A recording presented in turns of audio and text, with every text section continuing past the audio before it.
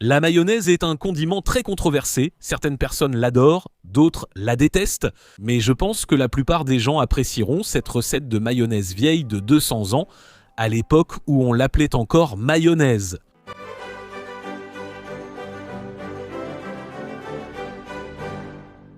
Dans le Dictionnaire du diable de 1906, Ambrose Bierce définit la mayonnaise comme l'une des sauces qui servaient aux Français à la place d'une religion d'État.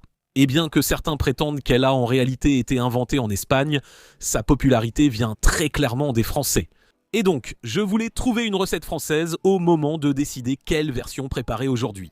Je voulais aussi trouver une version qui ressemble au moins un peu à ce que nous appelons aujourd'hui la mayonnaise, car certaines des toutes premières recettes sont assez différentes. L'une d'elles contient des cervelles de veau et je n'ai pas envie de choisir cette option aujourd'hui.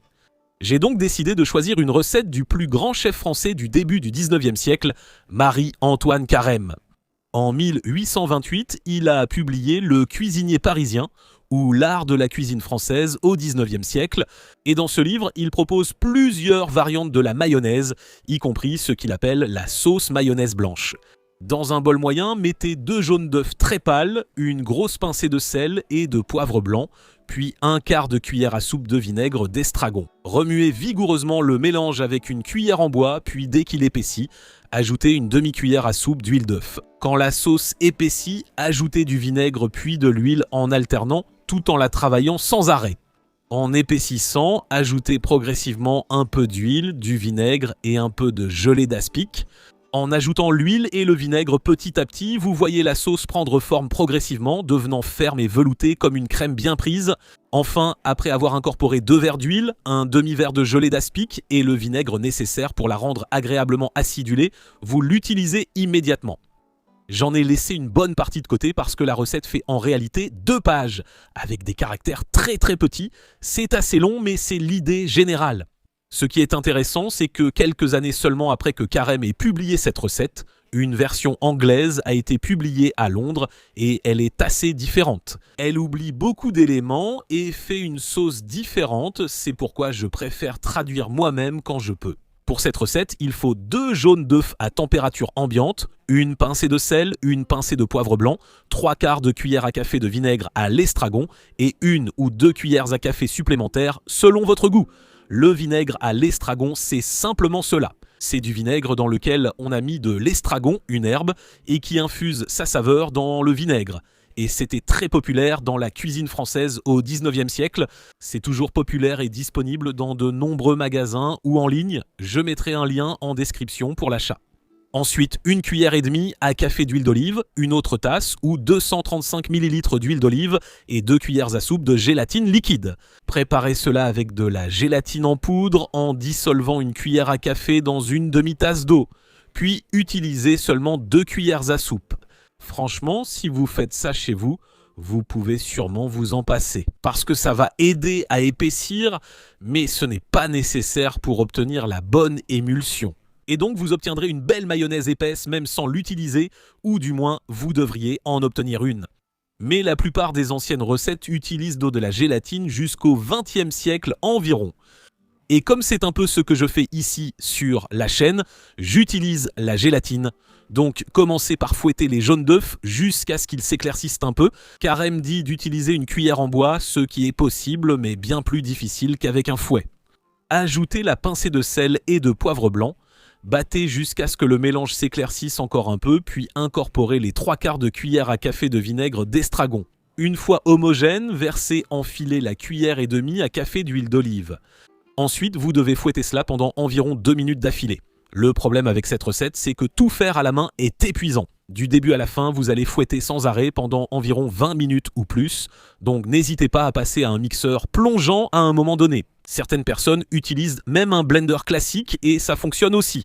Mais ce que vous recherchez ici, dans les premières étapes, c'est que le mélange devienne nettement plus épais que ce que les ingrédients pris séparément laisseraient penser. Et c'est ce qu'on appelle une émulsion. C'est quand des liquides comme l'huile, le vinaigre et le jaune d'œuf, qui ne se mélangent pas d'habitude, se mélangent en dispersant et en maintenant en suspension de minuscules gouttelettes d'un liquide dans l'autre. Et dans ce cas, le jaune d'œuf contient quelque chose qu'on appelle la lécithine, qui est l'émulsifiant magique qui fait tout le travail. Bref, la seule vraie difficulté ici, à part le fait que votre main va se fatiguer, c'est d'ajouter l'huile d'olive parce qu'il faut le faire très lentement si vous voulez réussir l'émulsion. Aussi lentement que vous pensez devoir le faire, allez encore 2 fois plus lentement.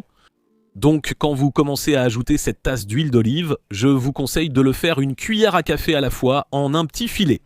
Au blender, c'est plus rapide, mais si vous allez trop vite, la mayonnaise perdra son épaisseur comme lors de ma première tentative. C'était épais et puis tout d'un coup, ça ne l'était plus. C'était juste un liquide. Heureusement, il y a un moyen de rattraper ça si ça arrive. Vous pouvez soit l'envoyer à la Mayo Clinique, ou vous pouvez refaire une autre mayonnaise correctement et si vous obtenez la bonne émulsion, vous pouvez ajouter la mauvaise émulsion dedans et tout se mélange, mais je vous montrerai comment faire ça plus tard. Maintenant, d'abord, nous continuons à ajouter l'huile, juste un peu à la fois, puis de temps en temps, ajouter encore quelques gouttes de vinaigre d'estragon. Là, c'est vraiment une question de goût avant tout, donc à la fin, vous pouvez commencer à goûter la mayonnaise pour voir si vous voulez en ajouter plus ou moins. Quand la moitié de l'huile a été ajoutée, j'ai utilisé le mixeur plongeant car fouetter à la main est épuisant. Mais il faut quand même reprendre le fouet de temps en temps, juste pour racler les bords du bol. Ici aussi, vous pouvez commencer à ajouter la gélatine, et il ne faut pas mettre les 2 cuillères à soupe d'un coup, sinon ça va casser l'émulsion. Non, je dirais une cuillère à café, peut-être une cuillère et demie à la fois.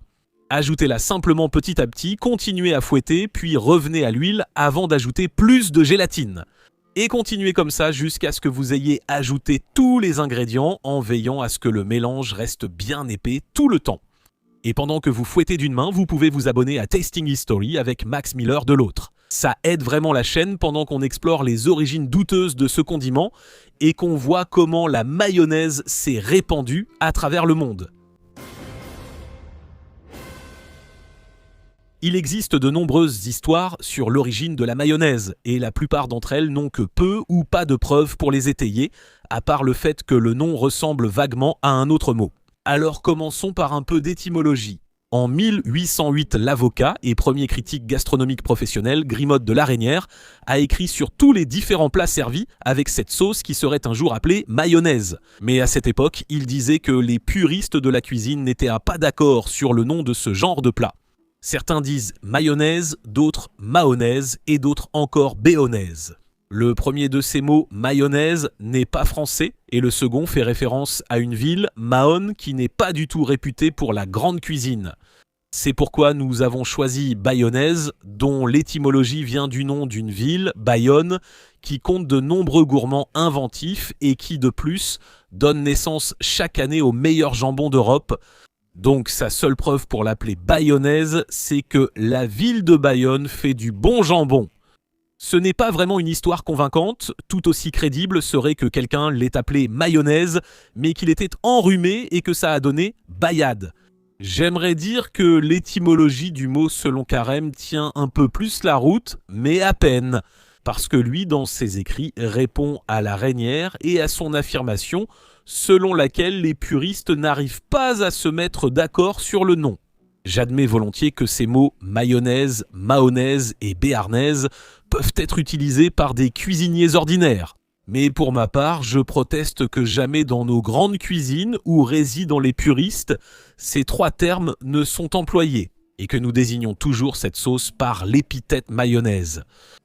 Il poursuit en affirmant que le mot vient en réalité du verbe français manier, qui signifie manipuler ou en quelque sorte remuer. Et cela a au moins un peu plus de sens, car on remue la mayonnaise pendant très longtemps.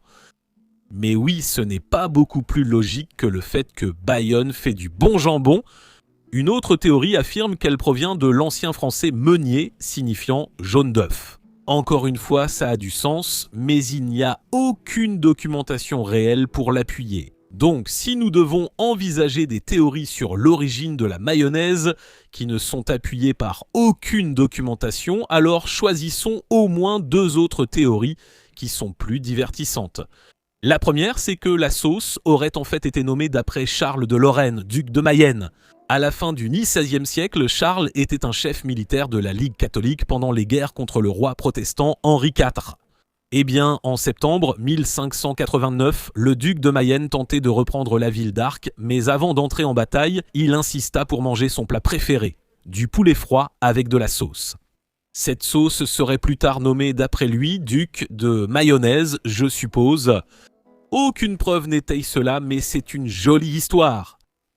Maintenant, la deuxième histoire, qui est tout aussi non documentée, concerne également un duc français et se déroule aussi pendant une bataille, mais dans ce cas, c'est pendant la guerre de 7 ans. C'est à ce moment-là que, en 1756, le duc de Richelieu expulsa les Britanniques de la petite île méditerranéenne de Minorque en capturant la forteresse de San Felipe. Cette forteresse protégeait le port de Mahon. Eh bien, après la bataille, le chef du duc voulait lui préparer un de ses plats préférés, qui comprenait une sauce à base d'œufs et de crème. Mais zut alors, il a fait le tour de l'île et n'a pas pu trouver de crème, alors il l'a remplacée par de l'huile d'olive et voilà, il a créé une toute nouvelle sauce qu'il a nommée d'après le port de Mahon, l'appelant ainsi mayonnaise. C'est probablement l'histoire la plus souvent racontée, mais cela ne la rend pas forcément vraie. C'est simplement l'histoire la plus courante que l'on raconte. Je n'ai trouvé aucune preuve contemporaine pour l'appuyer, cela ne veut pas dire qu'elle n'existe pas, je n'ai simplement rien trouvé. Mais ce que nous savons, c'est qu'environ 50 ans plus tard, au début du 19e siècle, les gens appellent cela la mayonnaise. Ce qui est intéressant, c'est que si l'histoire est vraie, on pourrait peut-être dire cela. La mayonnaise ne porte pas le nom d'un Français ou d'un lieu français, mais celui d'un général carthaginois, Mago Barca, frère du plus célèbre Hannibal Barca, car le port Mahon porte son nom. Mais quel que soit le nom, il ne semble pas que la sauce soit réellement devenue populaire, du moins sous une forme que nous reconnaîtrions avant le début du 19e siècle. Et elle est effectivement devenue populaire d'abord en France, avant de se répandre en Espagne, en Allemagne, en Angleterre et même aux États-Unis. Le restaurant Delmonico's à New York prétendait qu'aussitôt qu'en 1838, la sauce mayonnaise était servie avec du homard et du poulet sur leur menu. Maintenant, je n'ai pas pu trouver de menu pour confirmer cela dans les années 1830, mais c'est assurément présent sur les menus à partir des années 1850. C'est aussi vers les années 1850 que de nombreux livres de cuisine en dehors de la France commencent à inclure des recettes de mayonnaise. Et à la fin du siècle, la recette ressemble beaucoup à notre version moderne, sans gélatine. Bien qu'il y ait souvent eu de nombreuses variantes de la mayonnaise en tant que sauce, c'est pourquoi elle était considérée comme une sauce mère par Auguste Escoffier, ce qui signifie que la mayonnaise était la base d'une famille entière de sauces froides qui était populaire à l'époque. Puis, au début du XXe siècle, la mayonnaise a quitté les livres de cuisine pour les étagères des magasins. Le mérite de la première mayonnaise vendue commercialement revient traditionnellement à Amelia Schlorer de Philadelphie, qui en 1907 a vendu 12 bocaux avec des étiquettes dactylographiées maintenues par des élastiques. Ce n'était guère une grande opération à l'époque, mais elle a rapidement augmenté sa production et dès 1917, la mayonnaise de Madame Schlorer et l'olivenaise de Madame Schlorer étaient vendues dans toute la Pennsylvanie et le New Jersey. Mais sa mayonnaise, bien qu'elle ait pu être une favorite au niveau régional, a toujours joué les seconds rôles face à la mayonnaise d'un immigrant allemand qui possédait une charcuterie à New York. Ici, Richard Hellman servait sa mayonnaise dans des sandwichs et des salades dès 1905. Ce n'est que des années plus tard qu'il a commencé à la mettre en bouteille et à la vendre séparément. Puis, en 1913, il a apposé un ruban bleu sur le pot et a commencé à vendre la mayonnaise ruban bleu de Hellman. Au milieu des années 1920, elle était en vente partout sur la côte Est et en 1927, Hellman a pu prendre sa retraite. Il était un homme riche lorsqu'il a vendu sa mayonnaise à Postum Foods qui a fusionné Hellman avec leur gamme actuelle de produits Best Foods qui étaient plus populaires à l'ouest de Chicago. Hellman's et Best Foods Mayonnaise sont restées deux marques distinctes avec deux recettes différentes pendant un certain temps, mais finalement les recettes ont fusionné tandis que les marques sont restées séparées. Et aujourd'hui, en général, Hellman's est vendu dans l'est des États-Unis, tandis qu'à l'ouest, c'est Best Foods. Et ça me rend heureux d'avoir grandi en Arizona parce que l'un de mes jingles préférés en grandissant était « Sortez Best Foods et faites ressortir le meilleur ». C'est une super chanson. Mais je vous le dis, même si Best Foods est peut-être la mayonnaise la plus populaire pour les sandwichs de la plupart des gens et dans différents types de salades à base de mayonnaise et autres, ça n'a rien à voir avec le goût d'une vraie mayonnaise maison. Pour s'en rapprocher, je pense qu'il faut opter pour la mayonnaise japonaise, et en fait le Japon est, je crois, le premier consommateur de mayonnaise, du moins par habitant. Mais celles-ci n'ont rien à voir, je suppose, avec cette mayonnaise ou mayonnaise que j'ai faite en utilisant une recette vieille de 200 ans. Une fois toute l'huile ajoutée à la mayonnaise, goûtez et décidez si vous voulez ajouter plus de vinaigre. C'est aussi à ce moment-là que vous pouvez très lentement ajouter cette première portion de mayo que, eh bien, j'ai raté.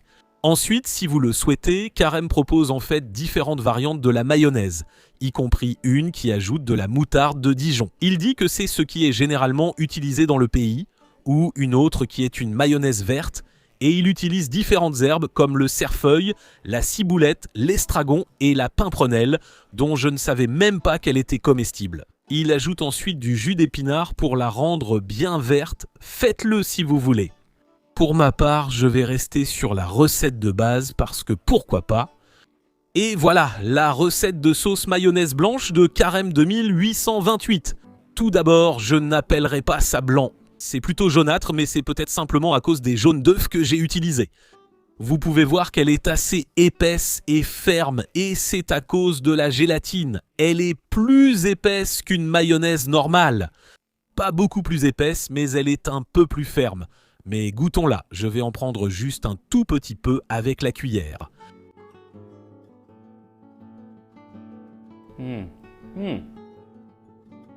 Zing! Ce vinaigre est vraiment bon. Je crois qu'aujourd'hui, on utilise surtout du jus de citron ou alors il y a moins de vinaigre qu'avant. Parce que je ne sais pas si j'ai déjà goûté une mayonnaise avec ce type de piquant. Ce qui est vraiment agréable, c'est l'estragon.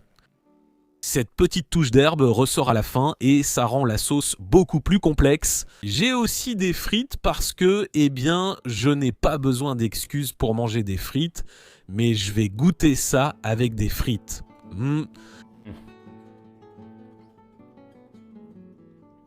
Ça, c'est de la mayonnaise. Mayonnaisée, j'y travaille depuis un moment. Ouais, c'est... Je ne vais pas tout manger maintenant, mais je pourrais. C'est tellement bon, tellement bon. Oui, même si tu n'aimes pas la mayonnaise, tu devrais essayer car c'est une sauce très différente. Tu peux aussi ne pas mettre la gélatine, ça ne change pas le goût et ce n'est pas indispensable. À la fin du 19e siècle, elle disparaît des recettes.